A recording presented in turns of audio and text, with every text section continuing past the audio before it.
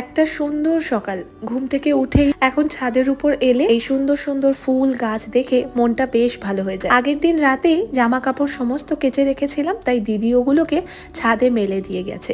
আর এদিকে রান্নার দিদিও সমস্ত রান্নার সাথে ব্রেকফাস্ট সবটাই রেডি করছে। আমি সেই সুযোগে শ্রীহুর খাওয়ার সাথে ওর জল গরম সবটাই রেডি করে নিয়েছি। এখন ওকে খাইয়ে নিয়েছি, তারপর নিজের জন্য নিলাম 1 গ্লাস উষ্ণ গরম জল। এরপর ঘরের টুকটাক কাজ সারলাম।